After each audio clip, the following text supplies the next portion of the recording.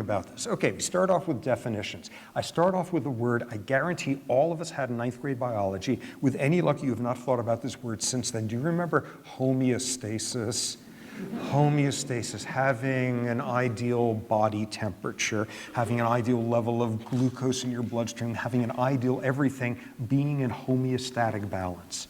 A stressor is anything in the outside world that knocks you out of homeostatic balance. You're a zebra, a lion has leapt out, ripped your stomach open, and your innards are dragging in the dust, and you still need to get out of there.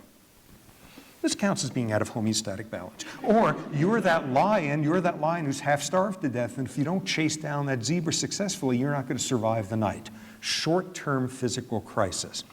And what you do at that point is you turn on the stress response. You secrete adrenaline and 11 other hormones I won't torture you with. What you do is you reestablish homeostatic balance. That's all you need to know about the subject if you're a zebra or a lion. If you're human, though, you got to expand the definition in a critical way.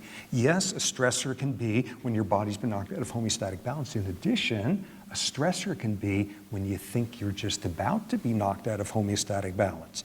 If it turns out that you're right, that's great, an anticipatory stress response. Woo, here comes the elephant. Maybe I'll increase my blood pressure now before it stomps me rather than after. That could be very adaptive.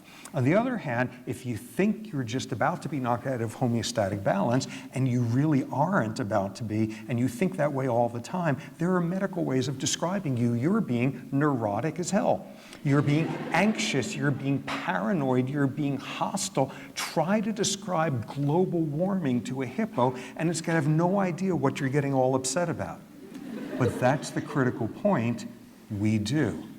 The critical point of the whole thing is we turn on the exact same stress response as that zebra running for its life or a lion running for a meal, and we turn it on for purely psychological reasons. And that's the punchline of the entire field. That's not what it evolved for. For 99% of beasts on this planet, stress is 3 minutes of screaming terror, after which it's either over with or you're over with. And what do? We turn on the same stress response for 30-year mortgages. And that's not what it is for. And what we see here is this is why we and other really cognitively sophisticated primates are the ones who get mowed over by stress-related disease. This is a system that evolved for dealing with short-term physical crises, and we turn it on for chronic psychosocial stress.